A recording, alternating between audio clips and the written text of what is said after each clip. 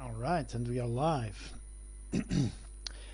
And for today, we have several things that we will cover regarding our campaign design.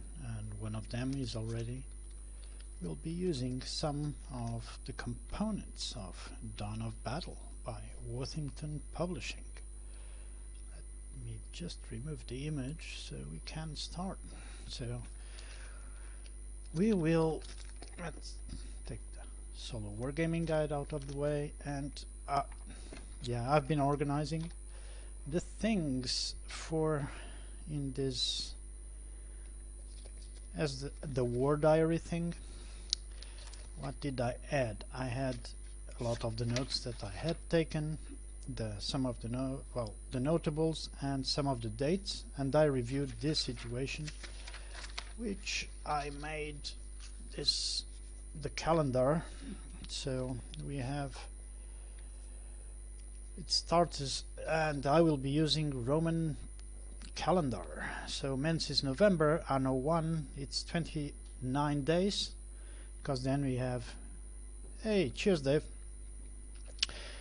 and with the mobilization of Caerula Throne starts on the 10th. But we made a mistake regarding the 21 days later for the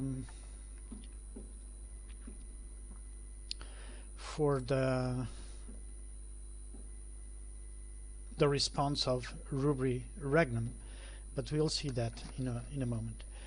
In the meanwhile, I did some calendars for Mensis December, which is also 29 days. And the thing is, when we switch to Januarius, which is the month of Janus, there hence comes to January, it's already Anno 2, and there's some differences. One thing I will include, if there's some events, is the Ides and the 7th day and the 3rd week of a month, which they have specific names, but we'll see that if there are some events. First thing I was looking to, let me put this out of the way here, was actually we did check that the mobilization of Caerula Throne was on November 11th. That's when the HQ sends the orders. The HQ in Caerula is exactly on the capital.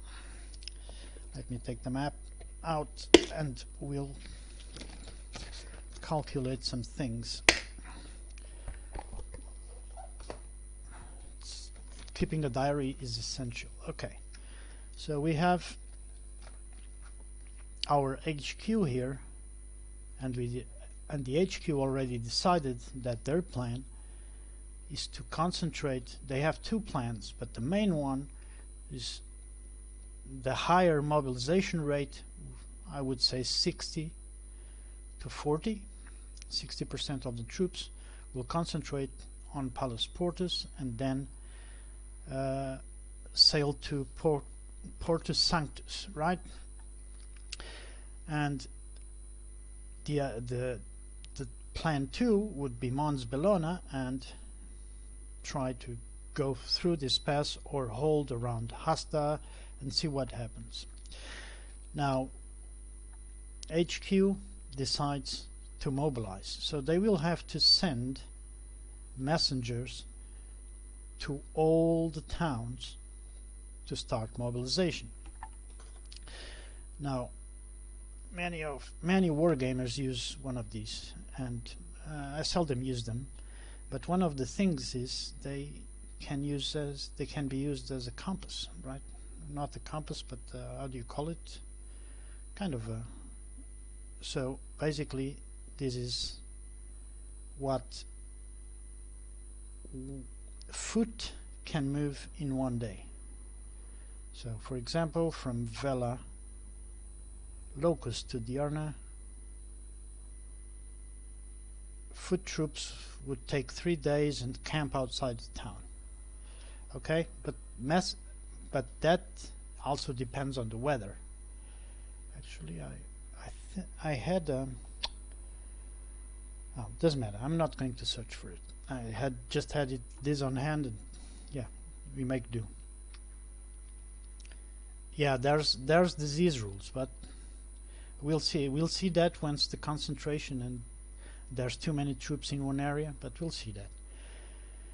Okay, messengers are not affected by weather, so they can, and they move by horse, so they move at a rate of 3 times the normal rate of troops. So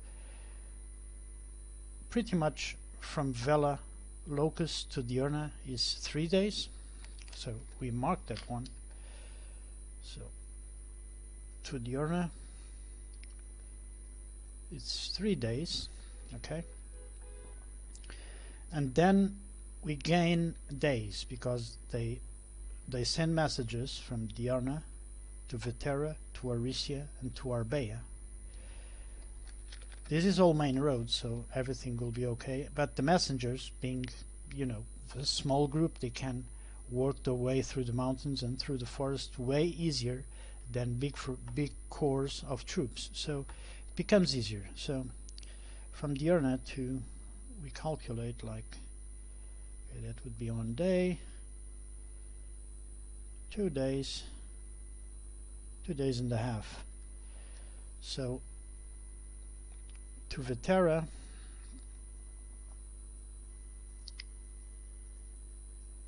we say it's +2. Okay, let's say that the messages don't stop for lunch and they arrive in 2 days. It would mean that pretty much from Diurna to, I would say, 1 day and a half to Arbea.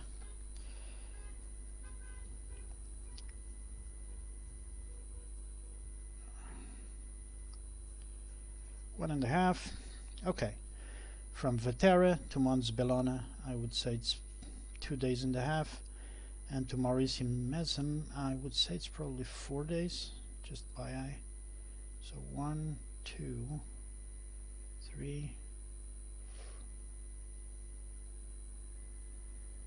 3 days. Okay. Okay, Vetera is 5, and then to Mauritius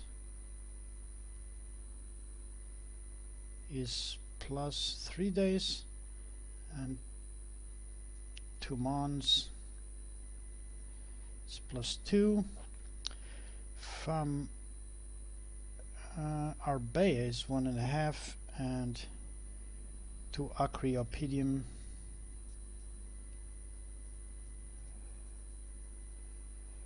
yeah, +1.5. So it takes quite a few days for everything to arrive. Now from Diurna to Aricia is pretty much 1 day. So to Aricia it's +1 day, and then from Aricia the messengers will move to Hasta, and you know, they will move as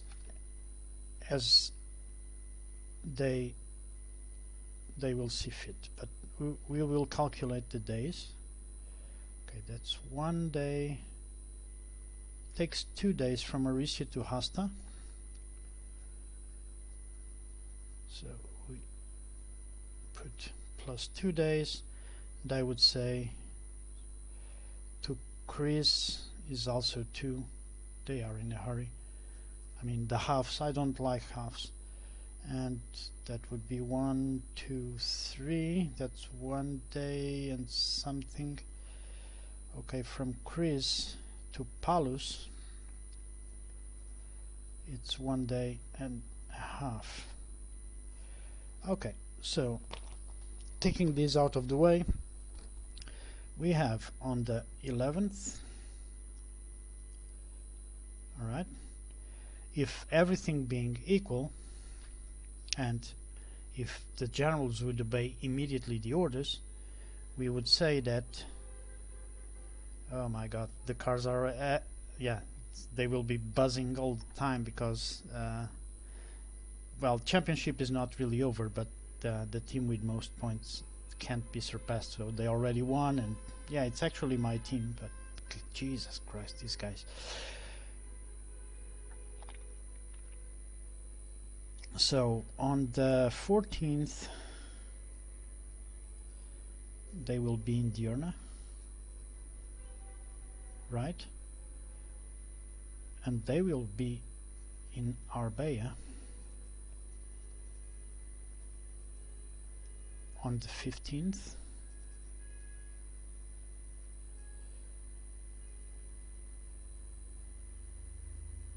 And they will be in Acri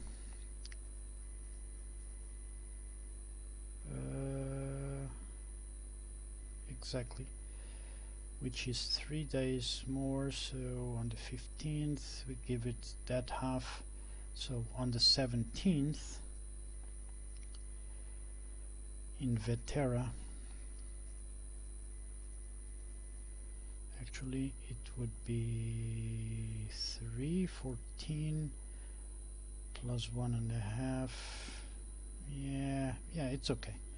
So Vetera would be 5 more, so one would be on the 16th, and they would reach Mauritius on the 19th, and they would reach Mons on the 18th. So we mark that all this on the mosaic map. We just knew. So this is just the base dates for the mobilization when they receive the orders to mobilize. Then we have to check each local commander, and you know, the troops are in the field. They November, right? I mean, they already did their crops. They are preparing their animals to spend winter in quarters. You can't simply just get there and tell everyone, look guys, just grab your spears and your shields and your swords and let's go. It doesn't work like that. So we wanted to have a bit of life on this. So the command and control structure has some measure of not a godlike way of doing things. So we have to keep our calendar here. Okay, Mons, and then from Diurna, so that's 4 days in Aricia, right? This is only for Caerula Throne, right? We still have to check for Rubri Regnum, but that's less towns, though the distances are bigger. But we have it takes 12 days for the, but we'll see that in a while. Okay. So Aricia is 3 days plus 1, so 14th, it's on the 15th. And then Tuasta on the 17th. And from Asta to Chrysalis is plus 2 days. So they arrive it on the 19th. And then they arrive in Palus, and plus 2 days, so on the 21st. Once they reach Palus Portus, one thing that will also be mobilized is the navy. Now, Palus Portus is an F grade city, but is A grade port. So even if it's a very small town, their shipyard and is very strong. So they have a lot of piers and docks and everything to embark troops. They will not be able to embark everything. Hey Crossing, how are you, my friend? Welcome. They won't be able to embark the entire army as I think they will have the amount of troops here to send, but we will see. Okay, so that being said, I will not mark everything on the map now, not on the map, on the calendar. I will do the mosaic calendar after, but what we will do now, it's just check.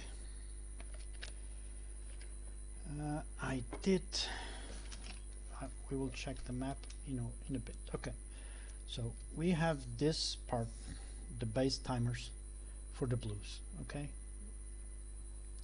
Now what I calculated here is, okay, if the mobilization starts on November the 11th, okay, we did check all the timers, and then we check how each governor or how each city will respond to the mobilization order. That's another part. Now we're going to check the reds, and I calculated that the spies, they could go through land, or they can go through sea from one port to the other, right? Well, Wi-Fi is having a fit, but yeah, no problem. Okay, so it takes 12 days sailing for the spies to reach Arabona by sailing and by land. So they sail. Let me grab the maps here. Oh my god. Yes, yes, yes, we are champions.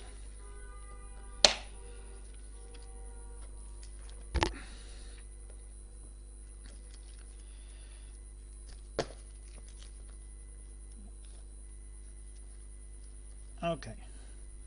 They will start sailing as soon as Palos Portus receives the news.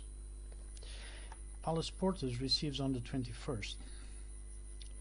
We're gonna, okay.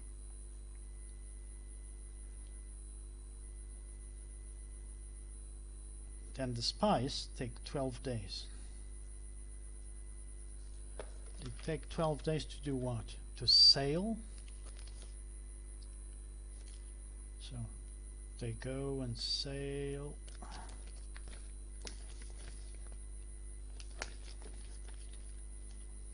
All the Mare Pancaldis reach in Portus Sanctus, and then, wow, my Wi-Fi is really going really bad. Come on. I think it's the Admiralty, everyone connecting to the Wi-Fi at the same time. Okay, so the messenger will have to ride through, and eventually arrive, oh, not this one, arrive at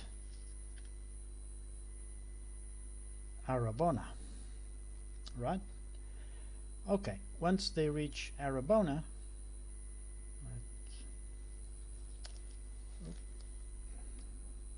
okay, once they reach Arabona, then that's where their own messengers will have to go to each town and give the news, or probably they will go immediately to Tergeste, and then the mobilization order starts.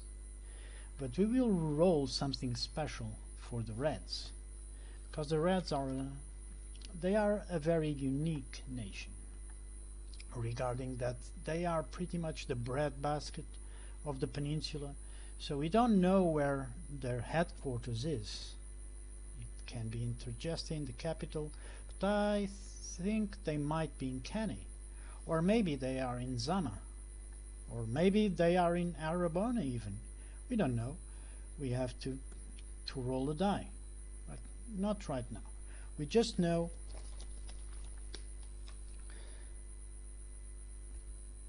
that given that November has 29 days, we have 8 days here and then plus 4. So they arrive in Arabona on the 4th of December. Right? That's when the news arrive in the Reds town.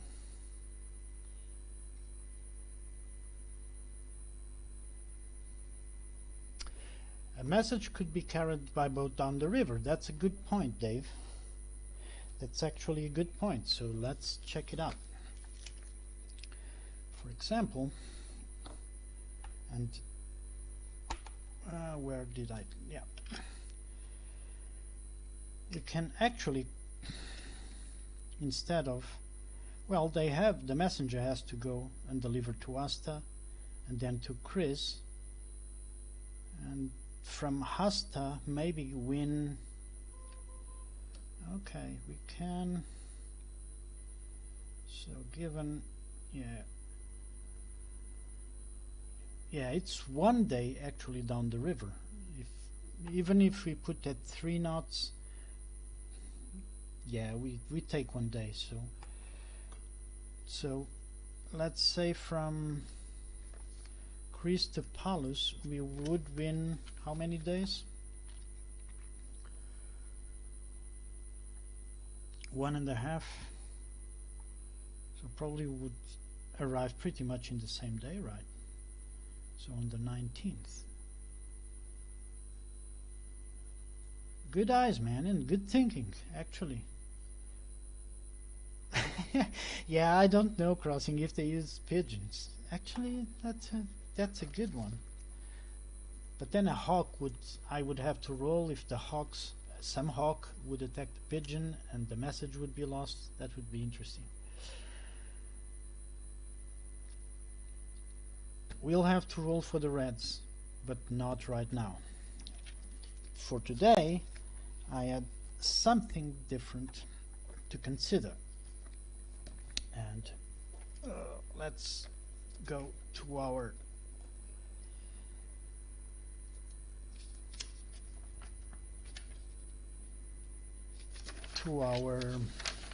notes here. We'll do something in here because the cohorts can be several things, and we will in another stream check how many are legionnaires, how many are veteran legionnaires, how many are recruit legionnaires, and how many are imitation legionnaires regarding cohorts, and how many are just have normal heavy infantry, like not old style phalanx, but you know, they still use lance and spear. Okay, we have 2 proconsuls and all these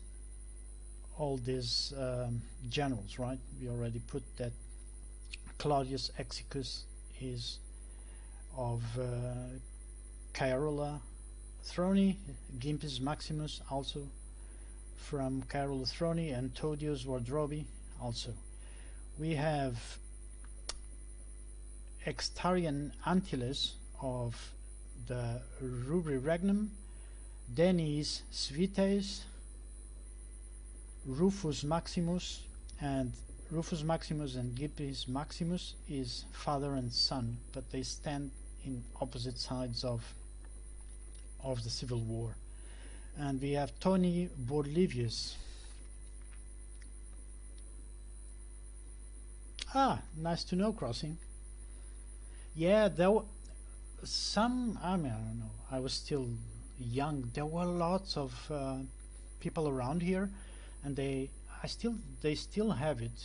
I don't know how you call it in English. We call it columbophily for the pigeons, and it's quite near me.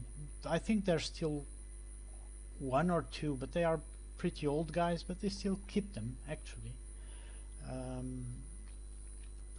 And now we are going, I will have to check if they used pigeons or when they started to use them. And you talking about that subject actually brought me, I think it was a, I don't think it was, it is a book about the First Battle of Britain, which was World War I, or what they would call First Battle of Britain, was during World War I, where the British would use the pigeons and the Germans would use hawks to hunt the pigeons, and the pigeons were really brave and would run away from the hawks and everything. So it's a great book. Okay, so what we're going to do here, we have a little box without anything, just a pin on the side, doesn't matter, and we have our counters from Dawn of Battle. Okay, what we have here is generals, lots of them. We don't know what they are. They can be really smart, or they can be really fat. No, well, not fat, really, yeah, they are fat, obese, like they just care about food. They don't care about anything else. They just want the easy life, and this civil war just came and just messed up their lives.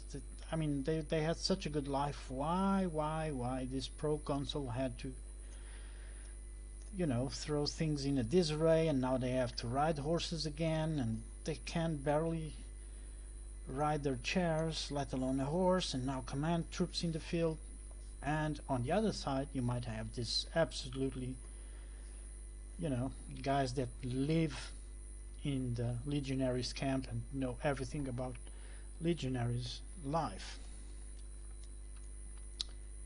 Ah, good to know, Dave. I will think about that. Maybe they were used in operations and not at the strategic level, but we'll see. So what we'll do is, yes, I will have to take one out here, which is the special one. It's just special because of the rules of the battle game itself. Let me check which one it is. And as he has no value, yeah, it's this one. Okay, so for Cairo Lathroni we have all these generals, and I don't care if whatever comes out, and this is what the generals will be in the battles. Okay, so we are going to take, for start, let's start from the bottom to the top of the list. So Todius Wardrobi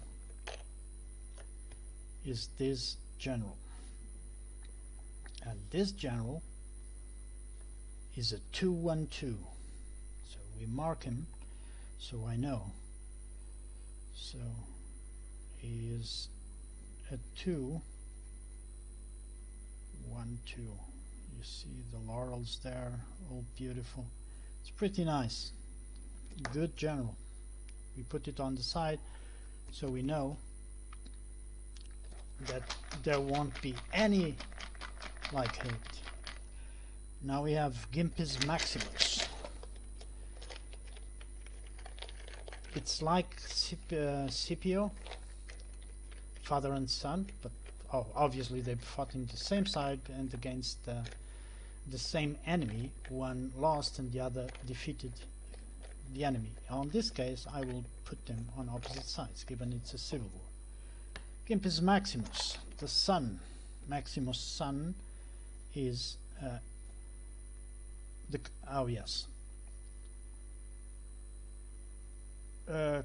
command rating, I think it's melee value and command range, or is command range, yeah, I think the first one is command range and that is melee ratio, doesn't matter. Okay, Gimpis Maximus is 201.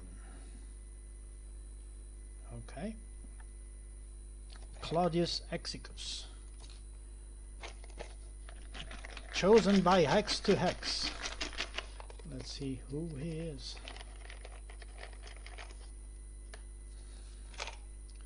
He's another general, and he will be, wow, holy hell, it's a 2-3-2.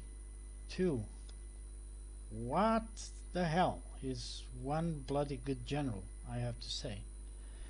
I've played a few battles to learn the rules, and I have not yet used in a battle a 2-3-2, even with the Spartans. So Wow.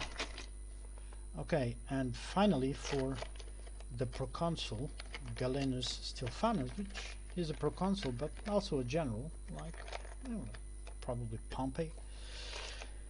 We have a 2-2-1.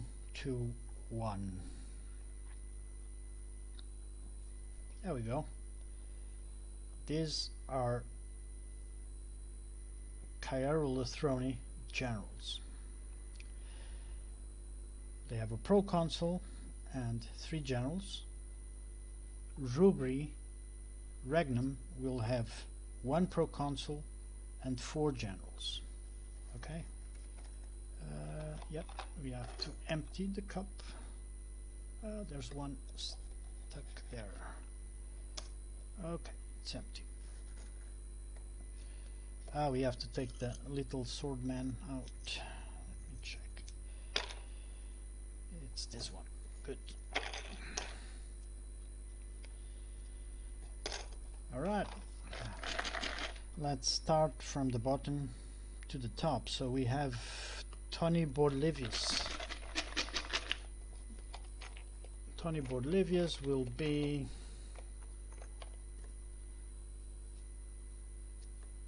a 1-2-2. Not bad, not bad.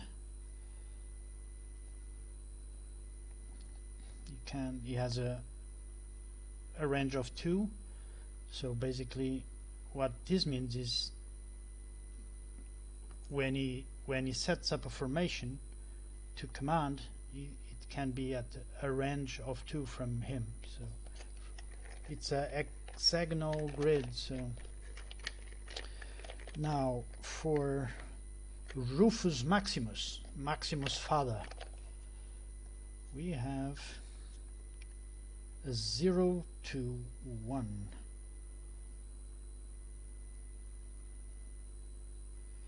0-1. Your command rating is 0. Is already fairly.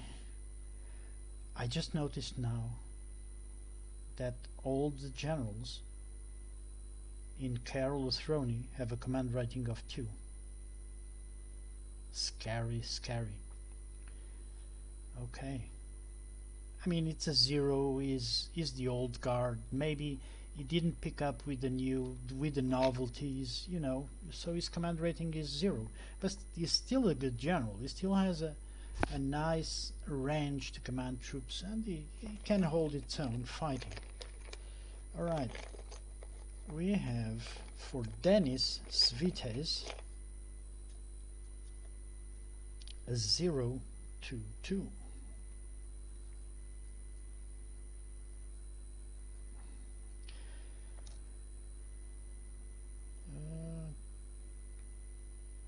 Oh yes, and now Extarian Antilles.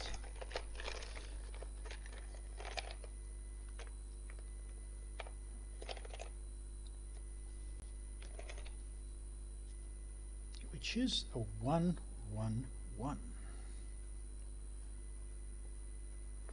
Alright, overall not bad. I mean, we have certainly less experienced generals, or at least less confident generals, but overall they are not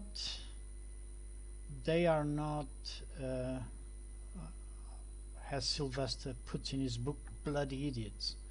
They are capable generals. Blue Army is much better served, but we still have to draw one for the proconsul, for Aeneas Gesanus, and see what he gets.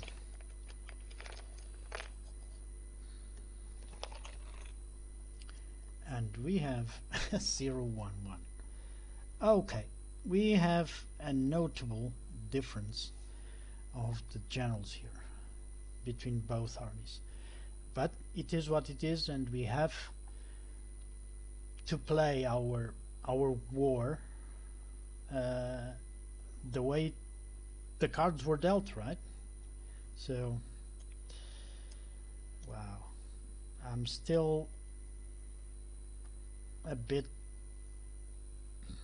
Interesting, interesting. Maybe, and looking at the lay of the land, Kairula is a hard, harsh region. Lots of mountains, lots of forest. It's hardy people. They must be commanded by strong commanders.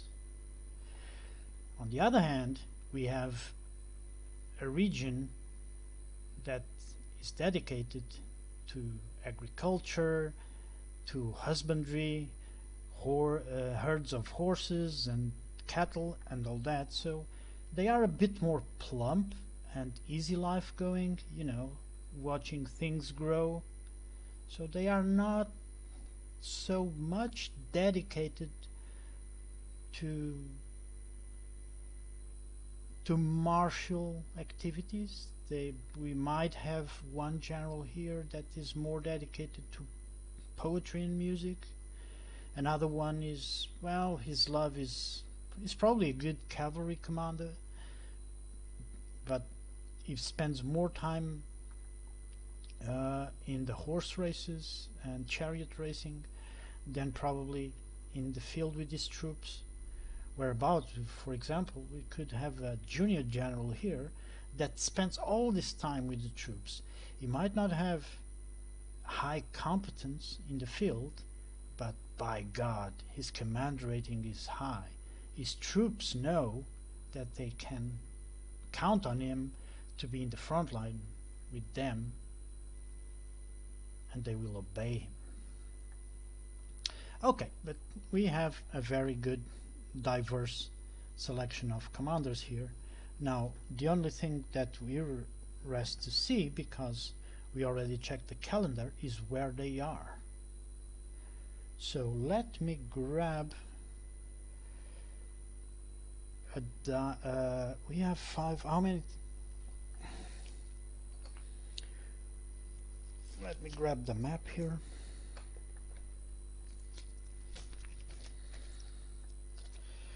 Okay, this will be easier for the Reds.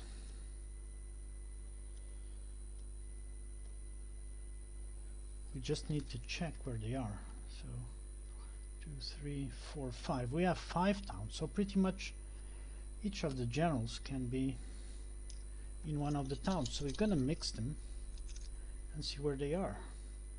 So we have one general there, one general there, whoop, another one in Turicum, another one in Arabona, and another one in Zamaselai. So which ones are where?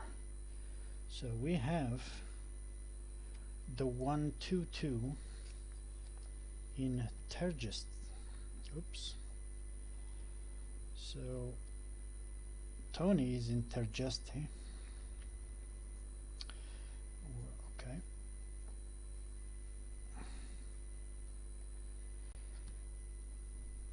In Kanai we have the 011.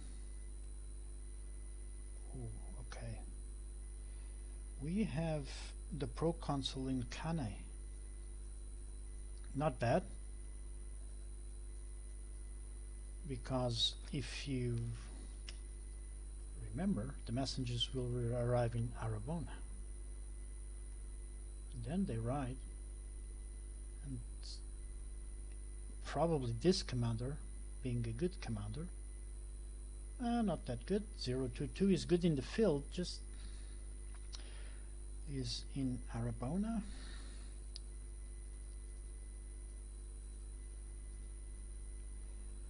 We have in Turicum, we have Extari,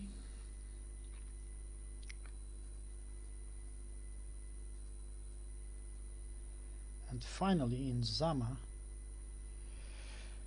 we have Rufus Maximus.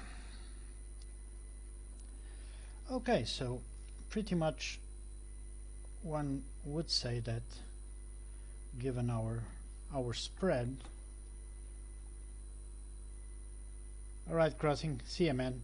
I'll be finishing in 5 minutes anyway, so I just wanted to do this. Thanks for for coming, and catch you next time. Alright, keep painting, keep wargaming. So I would say 1, 2, 3, 1, 2, 3, that's 2 days. 2, 3, 1, 2, 3, that's 2, 4, 5, probably 6 days to Cannes. Okay. We can say that given why these fellows could use pigeons. Why not? Maybe because they have such a plump good life, one of the generals is actually engages, instead of hunting with hawks, engages with I don't know the word for pigeon breeding, and for them, and training them for them to be messengers. Doesn't matter. Maybe it's his favorite activity, and then he can send pigeons to warn the proconsul in Cannes. Anyways, it would still need messengers to deliver, because he is not a pigeon herder or pigeon breeder. Alright, only this one. So we might make it 1 day, and then from Cannes several days to, well, he can warn this one and this one. But he is a 0 rating, so his initiative is not that good. Yeah, well, you would warn that one, and that one warns the others. So I'll calculate that and put that on the mosaic calendar. Anyways, we have our generals, and I will have to take all the notes and put it in our diary. Right, but the calendar is still not finished, because this is only the part where the messages are traveling. We still don't have troops on the road. We still don't know how and when the troops arrive at their destinations. Actually, we still don't know how much time it takes for the troops to actually concentrate on their native towns. Alright. What we will have to check next time is twofold. It's the weather on the calendar, and we are using a 10-month calendar. So there's 2 months we don't have, but we can use that and make the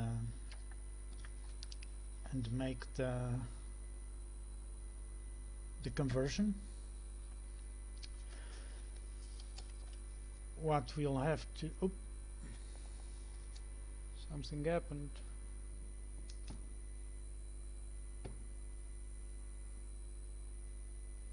Let me check what happened here.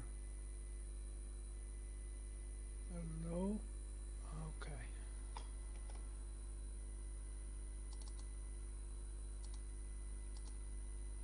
I think I lost the camera for a minute.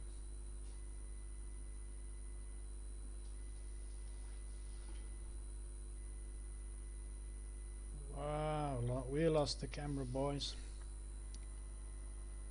I don't know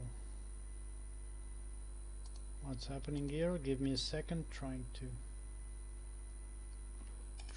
figure out again what's wrong. Yes. Okay.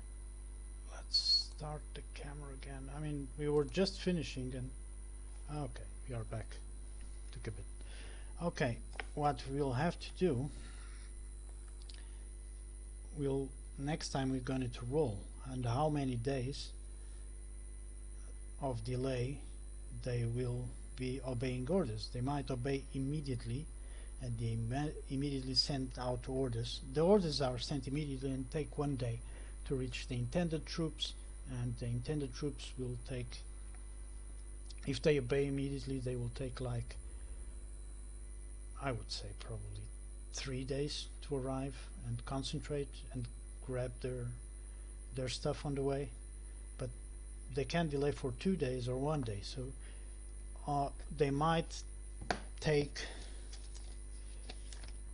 say, they might take an entire 4 days to concentrate and then march to their concentration points.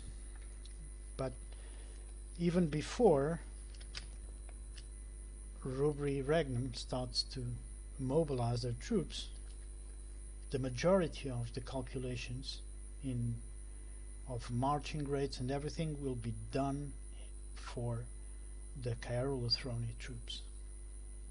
And Caerulothroni, as we saw, has the most capable generals. We still have to check where they are, but we could drop them, and wherever they are, right? All right. This one would be there, this one would be here, this one would be there, and this one would be here. But given the HQ is in, we have a 221, so 221 is that. So we have one general in Mauritius Mesem, one general in Vetera, and another one in Mons Bellona.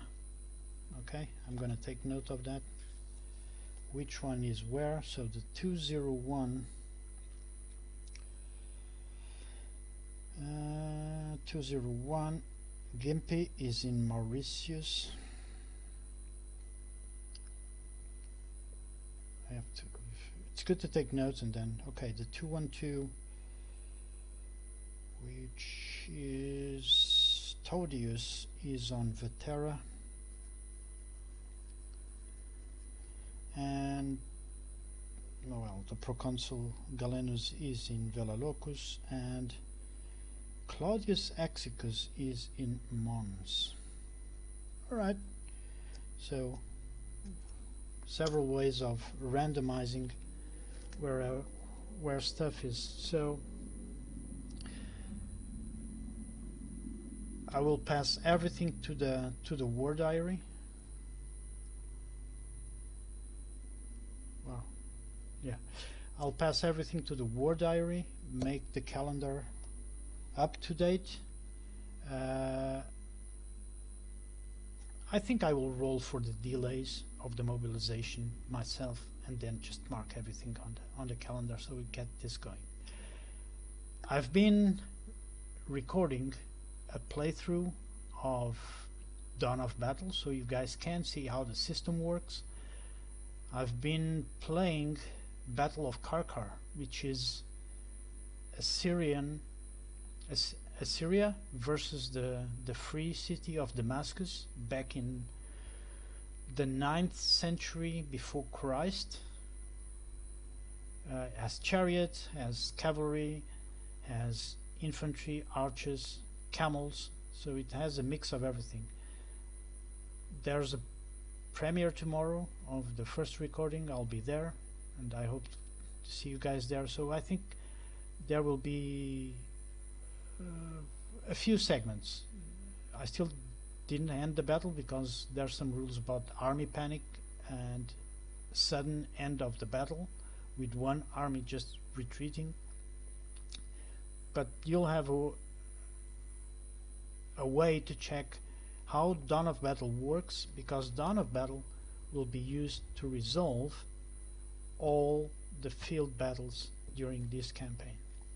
Anyways, if you like what you see, buy the book or borrow it or go to your library. I know it's in public libraries. Just take it, design your own campaign, and have fun. War game. Cheers. Thank you for watching, and catch you next time.